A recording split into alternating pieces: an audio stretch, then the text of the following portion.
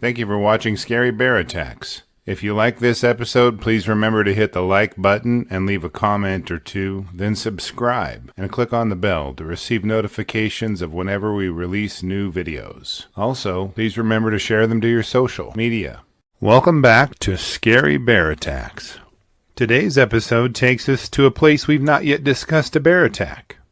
We're going to the beautiful Chattahoochee National Forest in North Georgia, USA. If you think that name is weird, wait until you hear the details of this bear attack. The national forest here is dotted with established campgrounds, which are surrounded by dense forests of 250 different species, including maple, pine, oak, hickory, and cypress trees. The dense foliage beneath the canopy is composed of an equally broad array of rhododendron, alder, and laurel species. At night the fireflies will keep you mesmerized, and the common animals in this area include white-tailed deer, turkey, raccoons, and possums. The predators of this area include coyotes, bobcats, foxes, weasels, and black bears. It is in this beautiful and wild setting that our episode takes place today. On June 23, 2007, Chris Everhart was spending Father's Day with his 3 sons, camping and enjoying each other's company in the woods.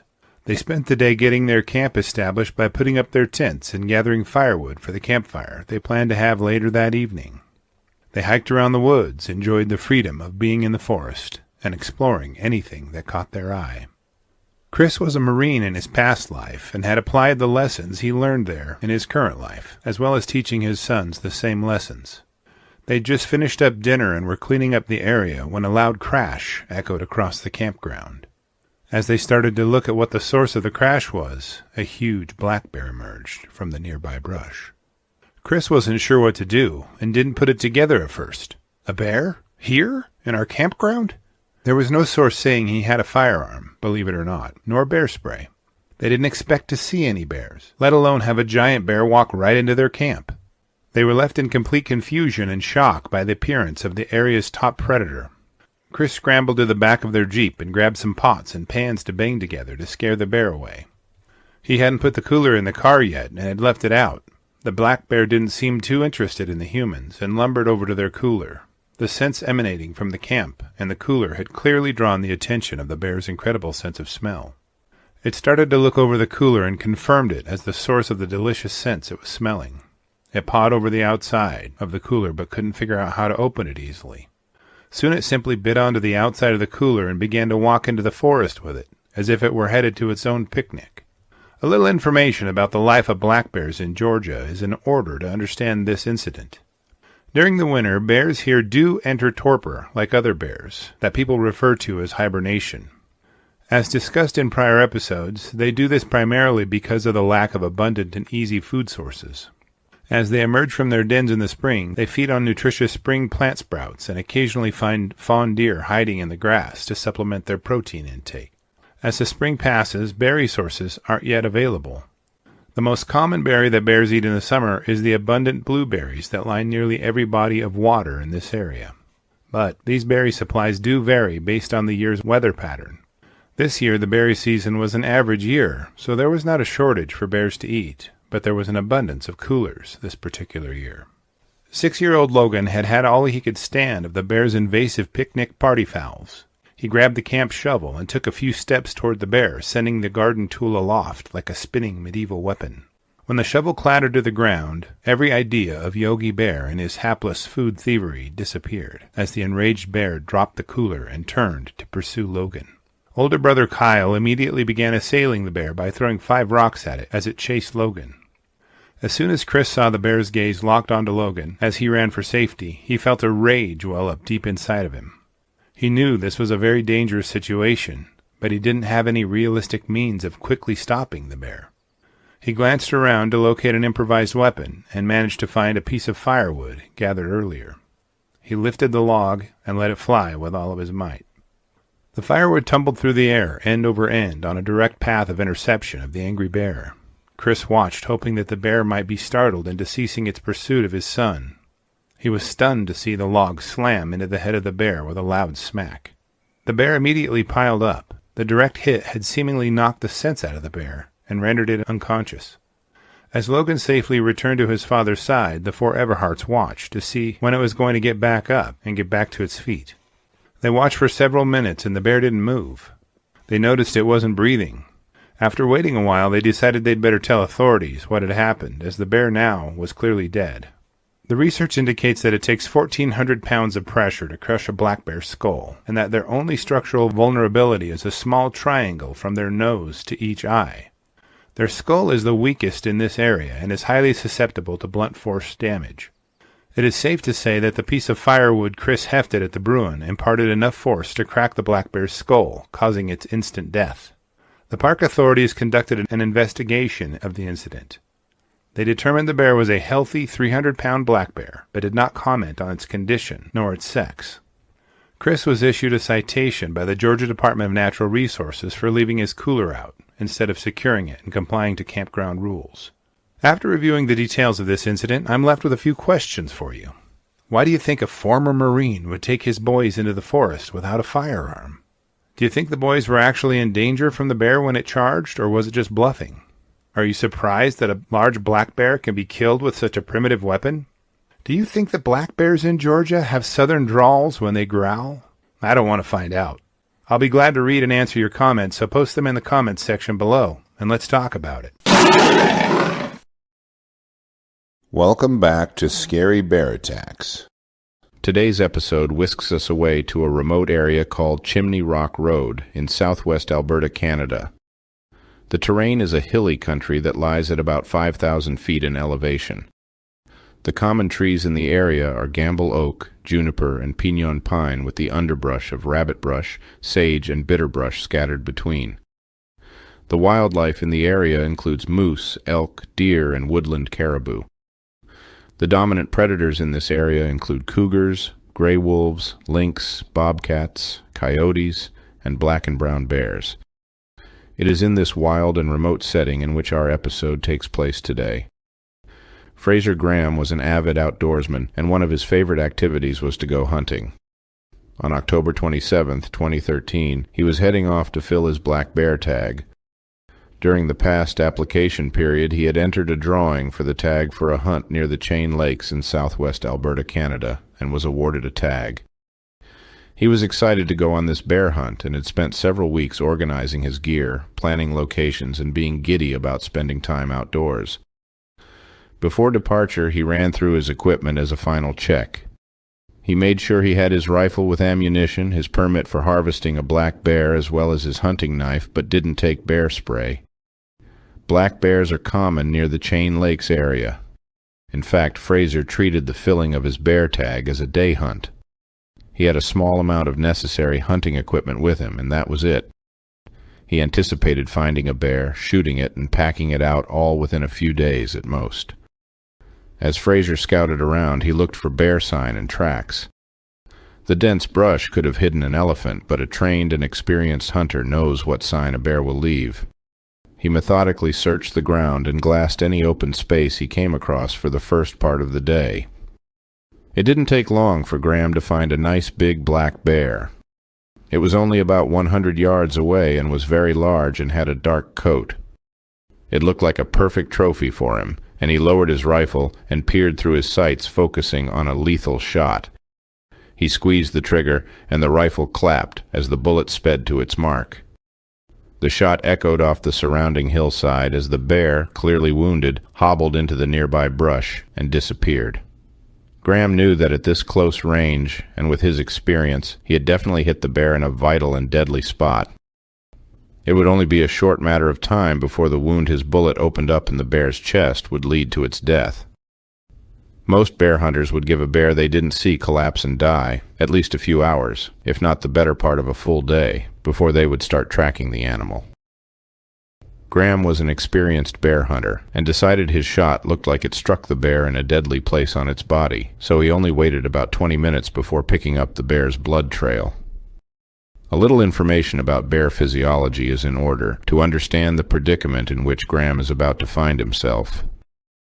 Recent studies have indicated that bears have smaller blood cells and more of them than human beings. This trait helps their blood continually circulate during hibernation without developing thromboses or blood clots.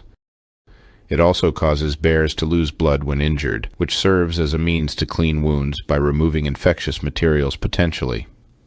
When calculating human blood volume, there is a rough formula used, and it multiplies the person's weight in kilograms by 70 milliliters for males and 65 milliliters for females. Now, don't get ahead of me.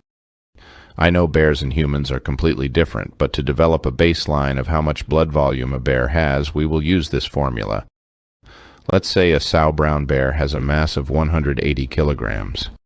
Using the above formula, we would have the following calculation: 180 kilograms multiplied by 65 milliliters, which would give us 11.7 liters of blood volume. That is equivalent to about 3 gallons of blood for what is considered a small sow bear. This is important to understand because when an animal has thinner blood and a higher volume, the blood on its blood trail may appear to be plentiful and fatal. But due to these unique characteristics of bear blood, could easily mislead any hunter into pursuing a wounded animal thought to be dying when it is merely wounded. This is why bears are known to spring back to life on hunters who couldn't possibly understand the science behind a bear's blood and its characteristics. As a further example, most hunters are familiar with hunting deer and tracking their blood trails. A 200-pound buck, using this same formula, would have this equation representing its blood volume, 91 kilograms multiplied by 70 milliliters yielding 6.4 liters of blood volume. Anyone who has trailed a wounded deer will tell you that any wounds they sustain will quickly clot and stop bleeding. This is due to the fact that they have 10 times the amount of potassium, the vitamin most involved in blood clotting, held in the fat reserves around their bodies. They also have smaller blood cells that are about half the size of human blood cells. This is important because any animal that has smaller blood cells can circulate its blood quicker, allowing for higher rates of exertion. A hunter who is used to seeing deer blood on a blood trail may follow a bear blood trail with similar blood amounts, thinking the bear's wound is fatal, but given the difference in blood volume and chemical behavior may be sorely mistaken. As Graham followed the bear's blood trail, it meandered through brush and bush for a short distance.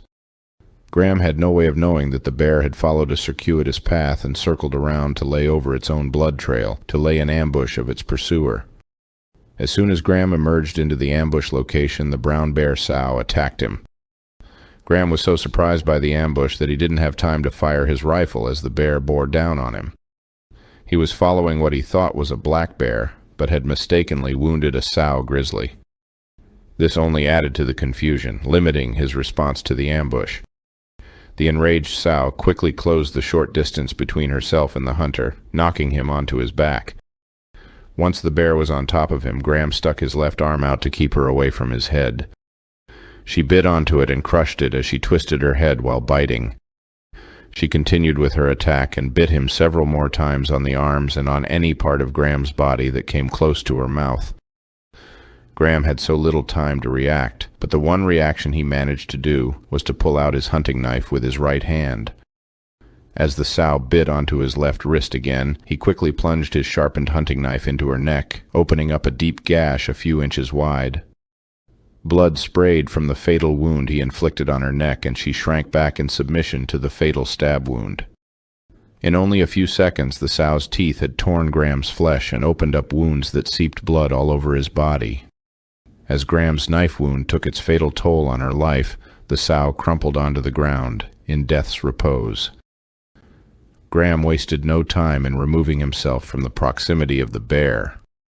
He quickly hiked back toward his truck to seek medical assistance for himself as his blood dripped onto the snow.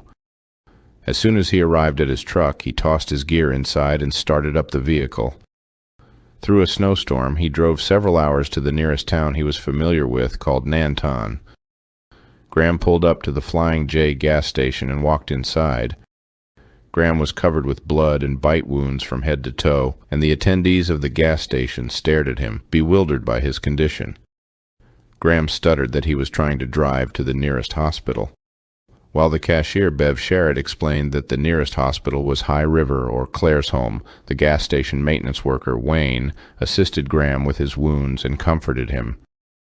As the adrenaline that had powered him the last several hours faded, Graham began to enter a state of shock. Bystanders offered to drive him to the hospital in their rigs, but the group decided the ambulance would be the best option. They immediately called 911 and requested an ambulance to their location and attempted to stop his wounds from bleeding. The ambulance showed up within a few minutes and quickly headed to the South Campus Hospital in Calgary. Graham's wounds were treated and sutured by the medical staff there, but I could find no source indicating how many wounds he suffered, or how many sutures, staples, or stitches he received. He was released from the hospital shortly after being stabilized to heal at home.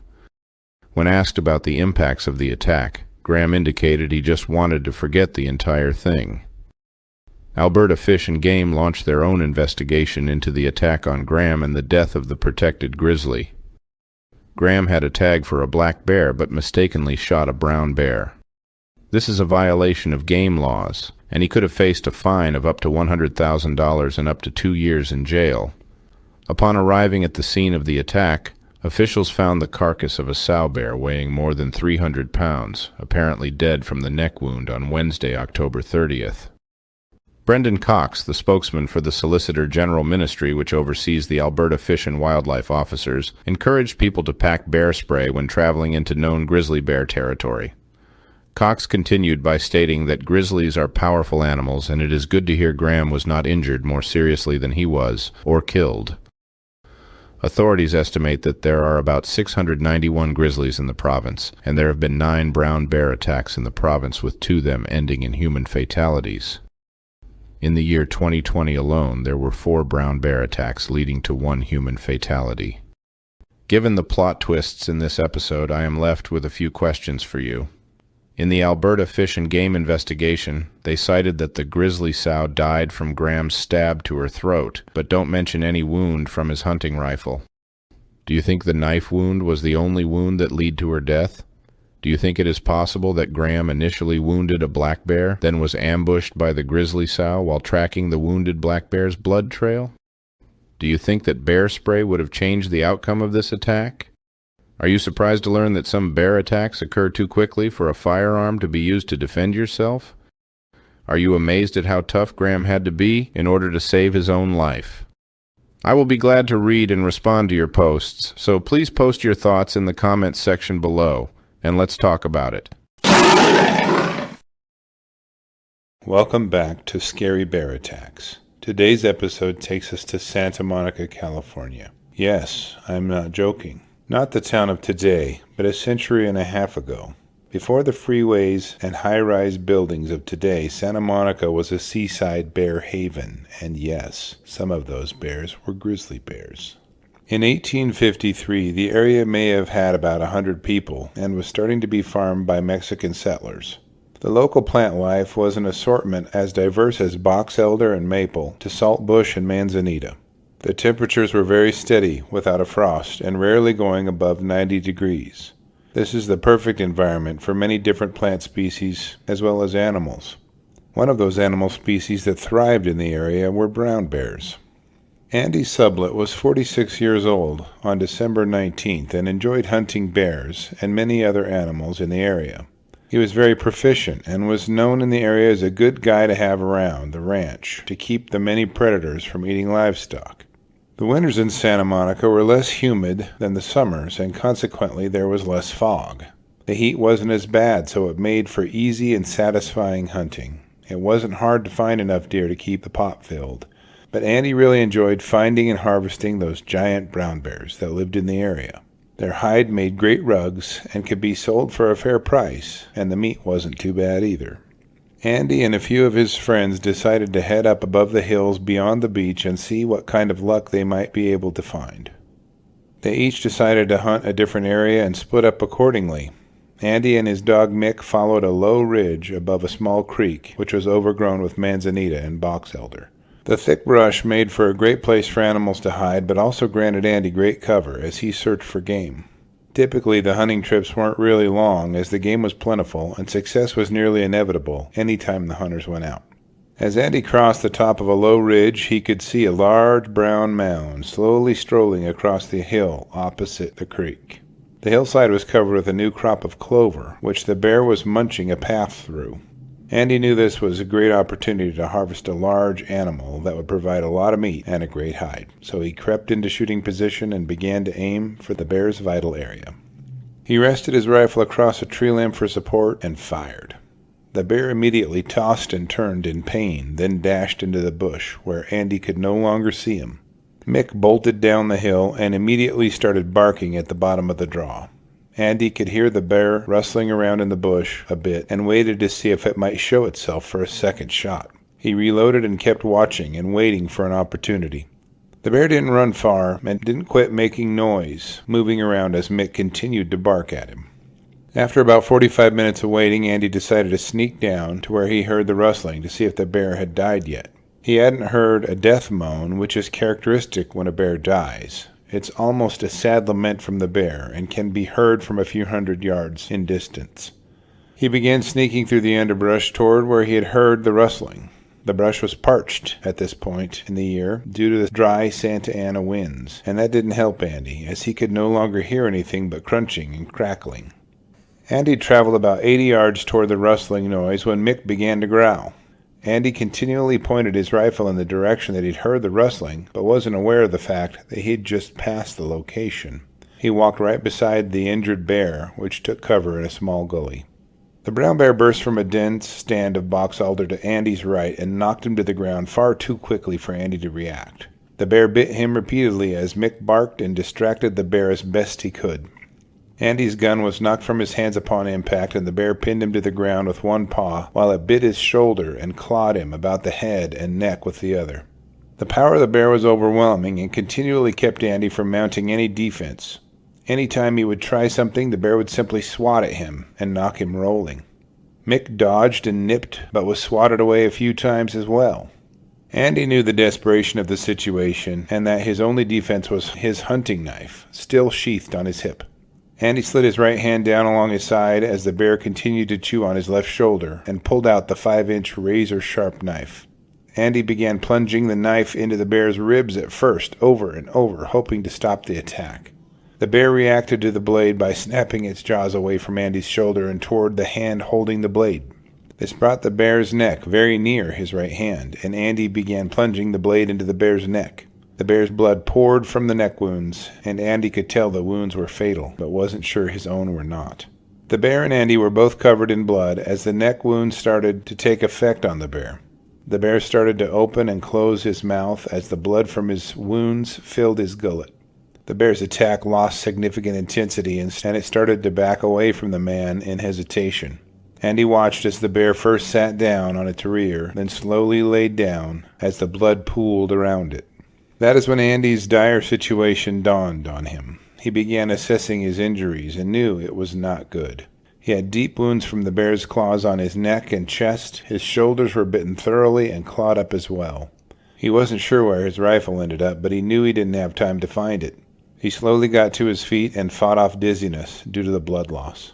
He strained his voice, calling Mick to follow him, and slowly limped his way up the small hill above the attack site. It took him several hours just to go the short distance back to meet his friends. They were horrified to see his wounds and were surprised he made it back to meet them at all. They helped him back to his house, and a local doctor was called to his home. His injuries were bandaged and cleaned. Andy struggled to recover for 7 days, but his wounds were too much. Mick made a full recovery, but Andy died 1 week after the attack. Thank you for watching Scary Bear Attacks. If you've enjoyed this episode, please consider clicking on the like button and clicking on the bell icon. We'll help you know when we post our new episodes. Posting our video links to your social media profiles furthers awareness, and it's fun. We slashed our prices in our merch store, linked below, so check out the bargains there while you shop. As a member of our human community, remember to adventure bravely and be careful out there, especially in bear country.